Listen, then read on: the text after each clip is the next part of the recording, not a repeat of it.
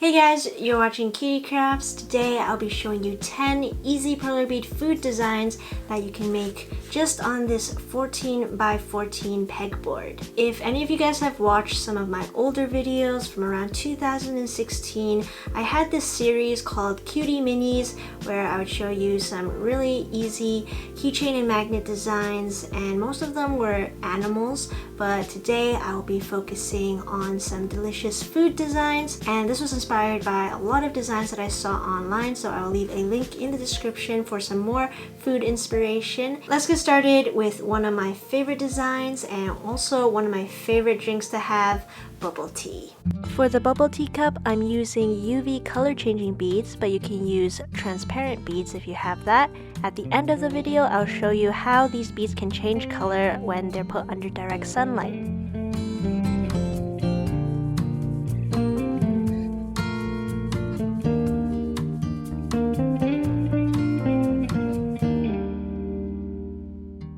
I went with the classic pearl milk tea, one of my favorite drinks to have, and you can change the flavors up to whatever you like matcha, taro, honeydew, so many possibilities.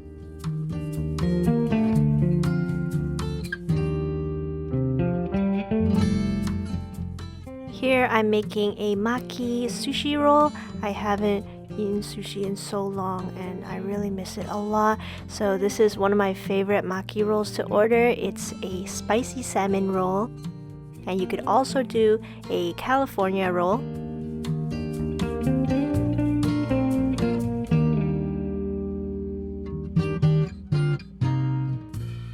Continuing with some more sushi, I actually made this design a long time ago after seeing Crafty Angie's video of some sushi Perler Bead sprites, and this is my version of an ebi nigiri or shrimp sushi.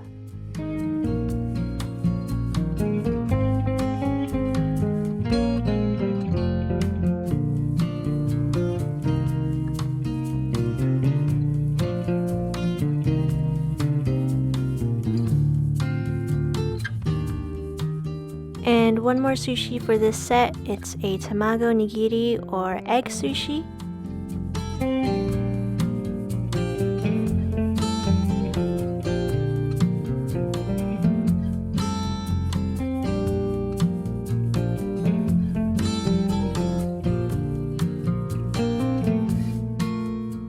Here's something that I've been eating a lot of now that I'm back home. It is a beautiful bowl of white rice with the chopsticks on the side. If you want to change the position of the chopsticks, just make sure it's not completely vertical in the rice.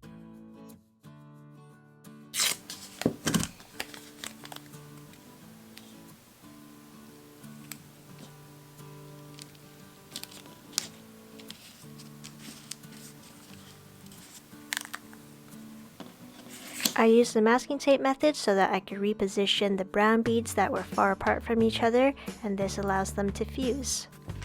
I placed a piece of ironing paper on top of the rice, and I set my iron at number 3, which is the polyester setting.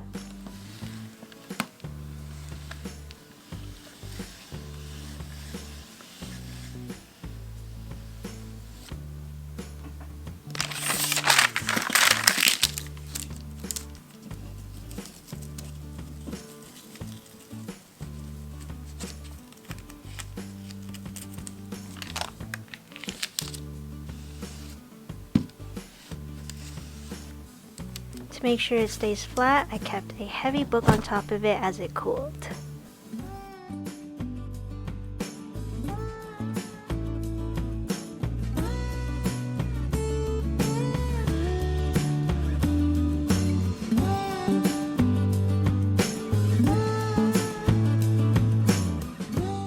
I hope you can tell that these are some French fries, and make sure you use alternating shades of yellow so that you can tell the individual French fries apart.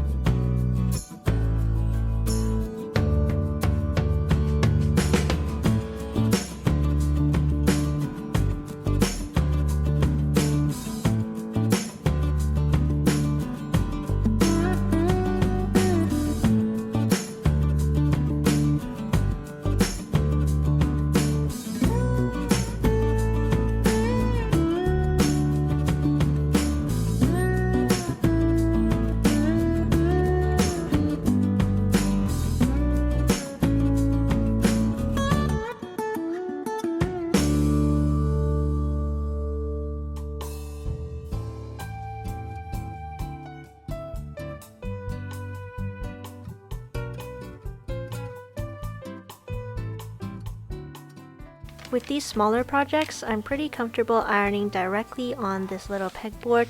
The heat setting isn't that high, so my pegboard has never warped by doing this.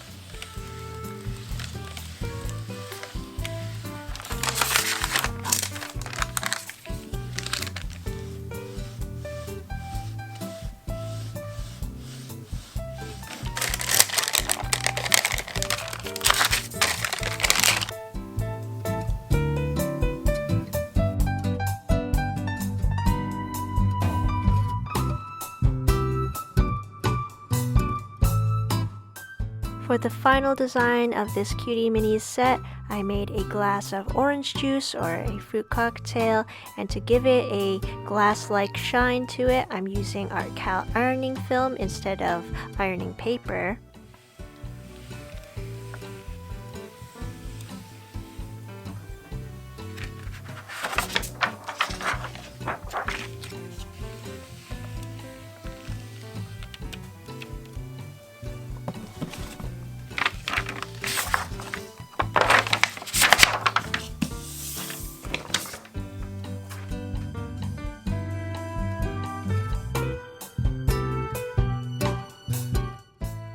Now you can make 10 different Perler Bead food sprites, and if you want to end it at that, you can just keep them as is, or you could turn them into magnets.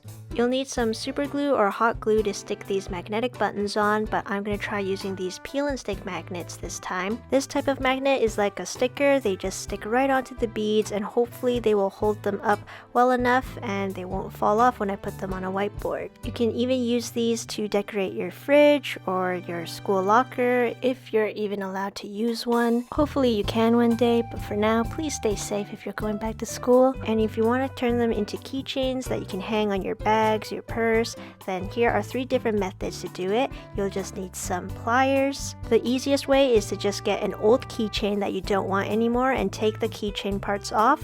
Open up the jump ring with your pliers and then stick that right through one of the beads. Once it's through the bead, close it back up, and then that is a keychain all done. The second method requires assembling different parts of the keychain. So here you have the key ring, 2 jump rings, and then a jewelry chain or a keychain chain. You can get these supplies from a craft store or the dollar store, and the jump ring, I made them myself with some metal wire that I wrapped around a pencil. I detached 4 loops from the chain and then connected the jump ring to one end. Then that's connected to one of the beads. And then the second jump ring will go through the key ring and the chain. I've had a fox keychain on my backpack throughout university, and it's always held up really well, so this is a pretty good method to make a keychain. The last method is really simple. Just attach a jump ring to the sprite, and then a phone strap can connect to that. This is kind of an old school method since phones don't even have a spot where you can attach a phone strap anymore, but you could always attach it to a case if your phone has one. These are the ones that I used UV beads for, and when I go directly under some sunlight, they will start to change color. This one is clearly a pinkish purpley color, and the bubble tea one is actually yellow. So that's an extra little touch since I actually didn't have any transparent beads left. And let me know in the comments below which one of these is your favorite. I really love the bubble tea the most. Hands down, that's my favorite one. Alright guys, so that is how you make your own DIY keychains and magnets that are food themed. I will double check that these can actually stick on my whiteboard here. So let's stick these guys on there first.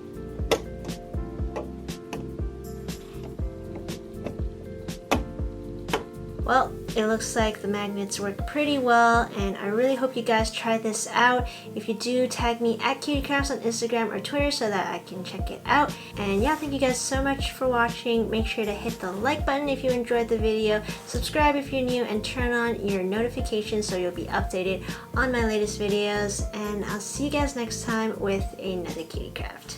Bye!